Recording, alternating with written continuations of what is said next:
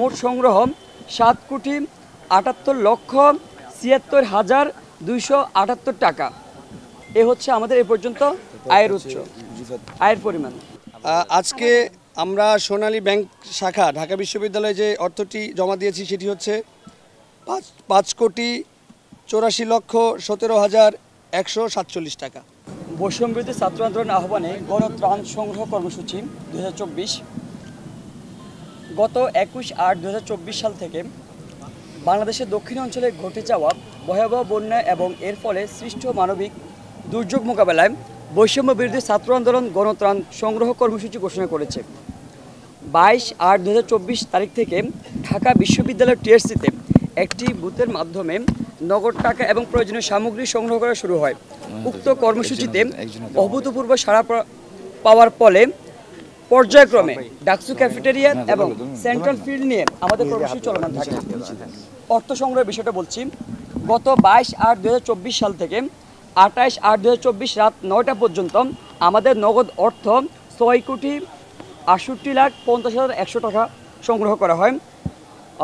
দ্বিতীয় দিনে গত 22/8/2024 থেকে 28/8/2024 রাত 9টা পর্যন্ত মোবাইল ব্যাংকিংয়ের মাধ্যমে 83,88,388 টাকা সংগ্রহ করা হয়। গত 22/8/2024 থেকে 28/8/2024 রাত 9টা পর্যন্ত ব্যাংকিং মাধ্যমে 24,37,790 টাকা সংগ্রহ করা হয়। এক্ষেত্রে মোট সংগ্রহ 7,78,76,278 টাকা। এ হচ্ছে আমাদের এ পর্যন্ত আয়ের উৎস, আয়ের পরিমাণ। দুর্দান্ত সব উপাদানে তৈরি ঝাঁঝালো স্বাদের প্রাণ ঝালমুড়ি, এই ঝাঁজ সেই ঝাঁজ। আমাদের মূলত ব্যয়গুলো হয়েছে শুকনো খাবার ক্রয় করার ক্ষেত্রে, এবং আমরা যে সামগ্রীগুলো সেই খাবারের সাথে একটা পরিবারের জন্য যতটুকু প্রয়োজন সেই পরিমাণে আমরা যে প্যাকেজগুলো তৈরি করেছি সেইটার ভিত্তিতে। তো প্রথমত আমাদের খেজুর লেগেছে 18,15,200 টাকার, আমাদের মুড়ি লেগেছে 74,43,040 টাকার 340 টাকার, বিস্কুট লেগেছে 19,300,000 টাকার 1,90,300 টাকার, আমাদের গুড় লেগেছে 5,97,948 টাকার।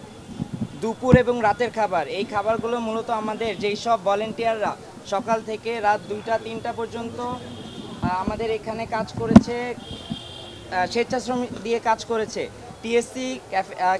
টিএসসি ডাকসু ক্যাফেটেরিয়া এবং জিমনেশিয়ামে প্রায় 1000-এরও অধিক, 2-3 হাজারের প্রথম দিকে 1000-এর অধিক ছিল, এবং আমাদের গতকালকেও আমরা দেখেছি প্রায় 2-3 হাজারের উপরে স্বেচ্ছাসেবী আমাদের এখানে সকাল 8টা থেকে একেবারে রাত 2টা, 3টা, 4টা পর্যন্ত এখানে কাজ করেছে বিভিন্ন স্তরে।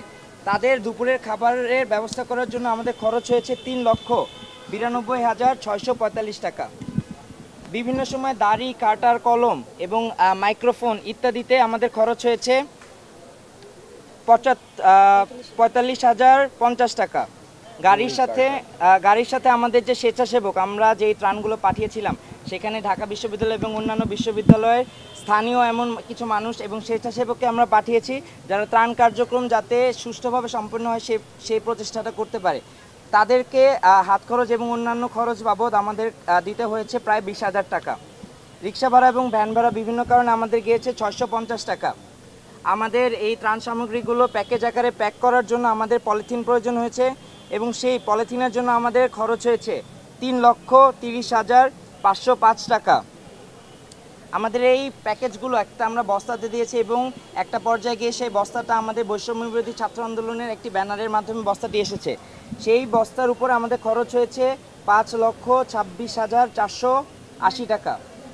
আমরা চিরা মুড়ির সাথে যে এই জিনিসটা দিয়েছি, একটা গুড় দেওয়ার চেষ্টা করেছি, বা আমরা যখন গুড় পাইনি তখন চিনি দিয়েছি। চিনির ক্ষেত্রে আমাদের খরচ ছিল 2,50,000 টাকা। চিরার ক্ষেত্রে আমাদের খরচ ছিল 18,25,157 টাকা, এবং মোমবাতি এবং কয়েল, যেটা এখন আশ্রয় কেন্দ্রগুলোতে সবথেকে বেশি প্রয়োজন হিসেবে দেখা দিয়েছে, সেটার ক্ষেত্রে আমাদের খরচ হয়েছে 4,83,000 টাকা। শুধুমাত্র এই সকল খরচে আমাদের মোট ব্যয় 71,20,444 টাকা। আজকে আমরা সোনালী ব্যাংক শাখা ঢাকা বিশ্ববিদ্যালয়ে যে অর্থটি জমা দিয়েছি সেটি হচ্ছে 5,84,17,147 টাকা।